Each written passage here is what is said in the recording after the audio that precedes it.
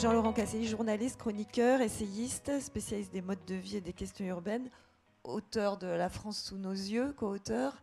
Vous avez dû en voir des quartiers pavillonnaires, des pavillons en sillonnant toute la France. Une première question, pourquoi est-ce que les Français ont un tel amour pour la maison individuelle, à votre avis?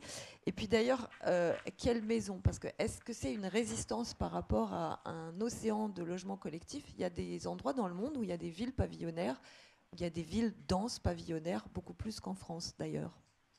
Alors bonjour, merci pour votre invitation, bravo pour cette étude avec laquelle je suis, comme on dit maintenant, complètement aligné parce que je trouve que ça fait écho à ce que moi j'étudie, j'observe depuis quelques années maintenant, notamment, et ça c'est intéressant, sur un territoire sur lequel j'ai bossé récemment qui est celui du Pays d'Aix.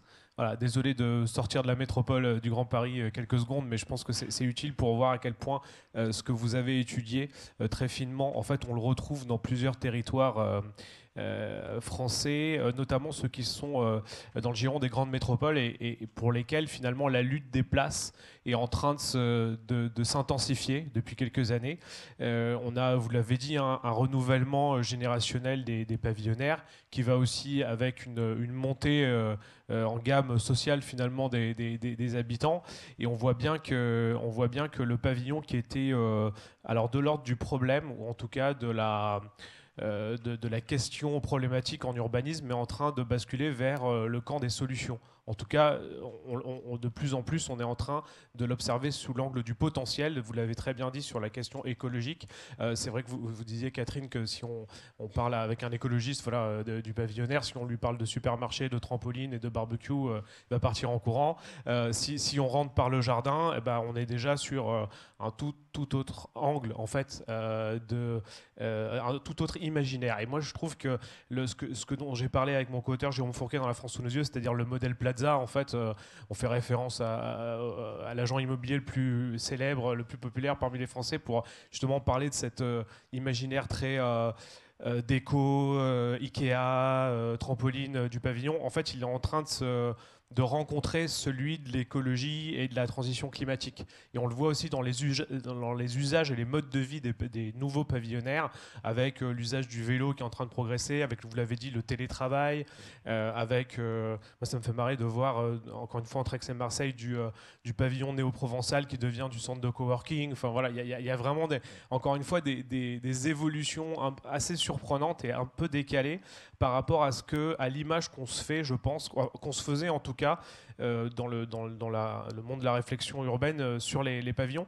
Et peut-être pour terminer, donc, ce que je voulais dire en démarrage, c'était ce basculement de regard sur le pavillon, ce renversement presque de la hiérarchie symbolique entre les territoires, et peut-être aussi le fait que tout ce qui est de l'ordre de l'innovation sociale, culturelle, urbaine, est en train de se déplacer de la ville dense vers la périphérie.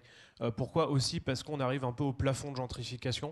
On arrivait un peu au bout de la question de qu'est-ce qu'on fait dans les grandes villes. À mon avis, plus rien, puisque de toute façon, on peut plus rien acheter. Donc c'est à peu près réglé, en tout cas pour toute une génération.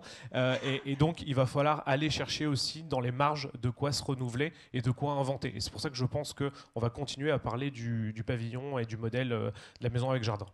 Alors justement, si on creuse un petit peu, il n'y a plus d'avenir dans les villes et l'avenir est dans ces tissus-là. Sous quelle forme? Donc accès à la propriété, quel type d'usage, etc. Et puis comment on résout aussi la question, où on la pose en tout cas, de la dépendance à la voiture, parce qu'on disait là que dans la métropole, 58% des pavillons, je crois, sont à moins de 15 minutes d'une station de transport en commun, mais ce n'est pas le cas partout. Donc cette dépendance, elle existe bien et elle a plein de conséquences sur les places de parking, sur la place des voitures. Donc en termes d'usage, qu'est-ce qui change à votre avis? Qu'est-ce que vous voyez changer?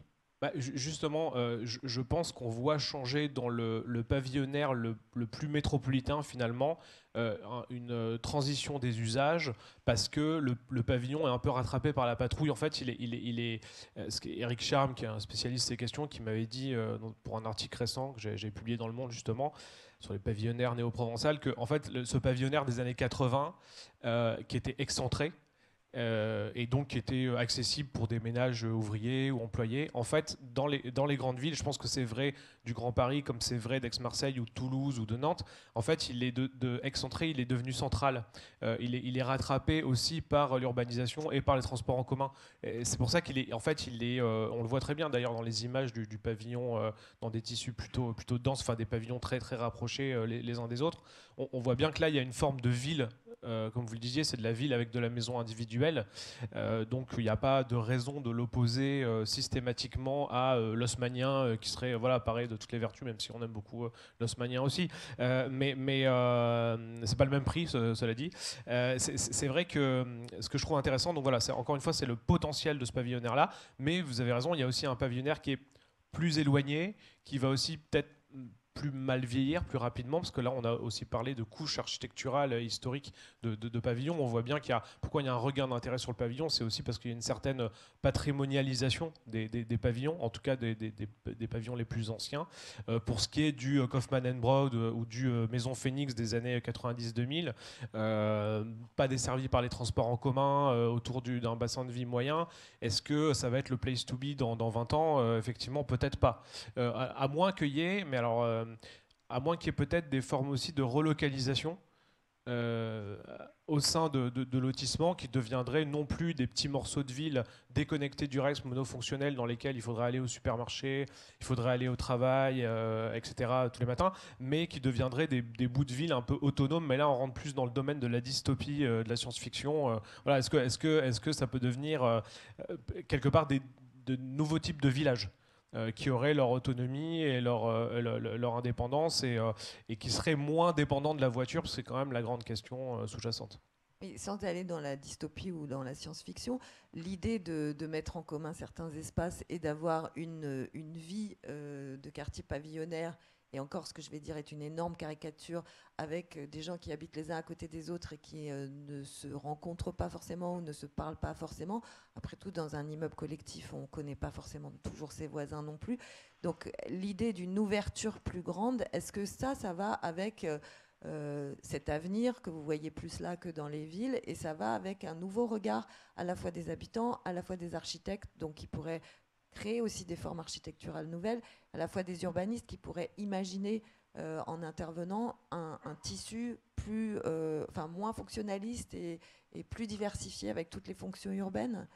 Alors, Donc on pourrait avoir ces sortes de villages qui ne seraient pas forcément autonomes, mais dans leur fonctionnement qui le seraient un peu. c'est vrai qu'on a beaucoup reproché aux pavillonnaires, vous l'avez rappelé, d'être finalement individualistes, de ne pas connaître leurs voisins. C'est un peu la caricature du berger allemand sur le portail des pavillons des années 90 et du vote FN. Enfin bon, voilà, il y a toute un peu cette mythologie du pavillonnaire un peu beauf, quoi. Et c'est vrai que je pense que, comme vous l'avez dit, on ne connaît pas forcément ses voisins dans l'urbain. C'est pas parce qu'on est dans un immeuble on est potes avec ses voisins et qu'on fait la fête des voisins. Et par ailleurs, c'est vrai que dans la maison, on est plutôt dans une logique de familiale. Même si, alors je pense qu'aussi les recompositions démographiques font qu'on va trouver de plus en plus de couples sans enfants, de célibataires, voire de colocations. Donc ça, c'est intéressant de le noter. Je pense qu'on est quand même majoritairement dans l'idée, quand on achète une maison, d'avoir, d'être dans une cellule familiale. Voilà. Donc je ne pense pas que ça va complètement changé. Mais ceci dit, oui, il peut y avoir aussi avec la nouvelle génération. En fait, moi, je travaille aussi beaucoup sur l'angle générationnel. Et c'est vrai que dans les modes de consommation, les modes de vie, cette génération des millennials, entre guillemets, et maintenant de ceux qui viennent après des Z, en fait, on lui prête souvent d'avoir des manières différentes d'aborder la vie dans tous les domaines, aussi dans le travail, on en parle beaucoup en ce moment. Je pense qu'elle va aborder aussi le pavillon à sa manière. C'est-à-dire qu'elle ne va pas complètement le révolutionner, mais elle va peut-être par petites touches l'urbaniser. Voilà, le millénialiser, je ne sais pas comment on peut le dire, mais en tout cas qu'elle va, on parlait aussi des jardins, peut-être qu'elle va trouver dans la présence des parcelles quelque chose qui permet de se raccorder à ses convictions écologiques. Peut-être qu'elle va vouloir plus d'événements sociaux dans les quartiers pavillonnaires. C'est vrai que moi je dis souvent, alors c'est un exemple de sudiste, mais ce serait bien d'avoir des terrains de pétanque en fait au milieu des lotissements provençaux. Alors peut-être que dans le Grand Paris il faut du molki ou je sais pas, ou des barbecues, mais des barbecues collectifs. En tout cas, je trouve intéressant encore une fois de réfléchir à ce potentiel, aux mutations alors architecturales du tissu pavillonnaire, mais aussi des mutations sociales et humaines. Et je pense que c'est ce que vous avez fait, c'est-à-dire vous êtes allé sur place et c'est ce qu'il faut faire pour documenter en fait l'évolution de ces pratiques. Mais on aura probablement au moins deux mondes pavillonnaires. Je ne sais pas s'ils s'opposeront, mais on aura peut-être des destins différents en fonction des lieux, avec des gens qui veulent plutôt vivre leur pavillon, j'ai envie de dire à l'ancienne, quoi, traditionnellement, avec leur clôture et voilà leur vie privée. Et puis des gens qui auront plus à cœur de transformer ces lotissements en vrais morceaux de ville. Justement, alors, dans votre livre, est-ce que vous avez regardé cette histoire de clôture et cette histoire et ces jardins? Vous faites souvent allusion là depuis tout à l'heure à cette nouvelle appétence écologique ou écologiste. Donc les jardins des pavillons, c'est aussi de la pelouse tondue, c'est aussi une sorte de manucure de la nature, c'est parfois de la déco, c'est parfois la place de parking qui prend toute la place du jardin, etc. Donc est-ce que ça, vous le voyez évoluer dans un autre sens que justement la maîtrise absolue de la nature? Alors il y a ça, vous avez raison, il y a le round-up, la pelouse bien taillée, les nains de jardin, et puis maintenant plutôt les petits bouddhas qui ont remplacé les nains de jardin, et tout cet imaginaire, encore une fois, très léché, très maison d'éco-jardin, voilà. Mais encore une fois, quand on va sur place, quand on va chez les gens, on se rend compte que encore une fois, en raison du renouvellement générationnel, alors déjà les millennials, comme vous le savez, sont feignants, donc l'idée de tondre la pelouse, c'est pas évident. Mais au-delà, plus sérieusement, je pense qu'effectivement, ils vont peut-être moins investir dans la décoration intérieure, dans le jardin, peut-être le laisser vivre, si ce n'est par conviction, en tout cas voilà, par flemme. Donc peut-être qu'on va arriver vers des parcelles un peu moins stéréotypées, un peu moins manucurées, comme vous le disiez, même si, alors pour en parler aussi avec des élus de ces communes, il y a quand même, faut pas se masquer la réalité, encore un attrait très fort pour le pavillon traditionnel, le trampoline, la micro-piscine, la pelouse bien entendu, bien sûr la piscine. Les ventes de piscines ont explosé depuis le Covid. Et c'est vrai que ça reste très puissant. Et d'ailleurs, ce qui est assez amusant, c'est que souvent, vous voyez à l'échelle d'un même quartier, d'un même lotissement, en gros, voilà, des bobos qui ont débarqué, des retraités qui font leur petit jardin, des gens qui ont un mode de vie pendulaire très traditionnel. Et donc, vous avez aussi une certaine perméabilité, une certaine diversité, voilà, à l'intérieur du pavillonnaire. Je pense que c'est ça qu'on retient aussi jusque-là de cette matinée, c'est que c'est quand même très divers en termes de forme urbaine, en termes aussi de sociologie. Et je pense que le changement de regard qu'on a sur le pavillon en ce moment, il contribue. Et alors je vous repose la question, la première à laquelle vous n'avez pas répondu, qui était cet amour absolu ou très marqué en tout cas des Français pour cette propriété individuelle et cette maison. Est-ce que vous l'avez analysé? Ou est-ce que c'est universel? Après tout, on se dit qu'on est français et qu'on aime ça, mais peut-être que c'est partout dans le monde. Je sais pas. Je pense que ce qui est français, c'est le fait de le voir sous l'angle du problème. Parce qu'il y a des villes, encore une fois, vous l'avez dit, dans lesquelles il y a des maisons et ça ne pose de problème à personne. En tout cas, ce n'est pas le sujet de controverses politiques ou culturelles. Et je pense que ce qu'il y a derrière un certain rejet dont on a pu parler du pavillon qui a culminé avec toute cette notion de la France moche.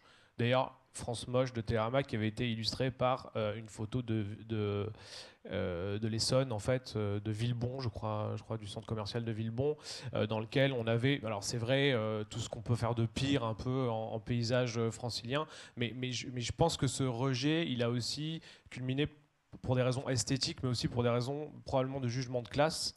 Et je ne suis pas certain qu'il soit lié à la maison individuelle intrinsèquement. Voilà. Et c'est vrai qu'il est aussi lié au fait que ce modèle a été très dépendant de la voiture, Mais encore une fois, j'en reviens à un renouvellement générationnel. On sait que la voiture, c'est moins central dans les jeunes générations. Alors, ils sont obligés d'en acheter aussi pour, quand ils s'éloignent de la ville, mais on investit moins dans le rôle statutaire de la voiture.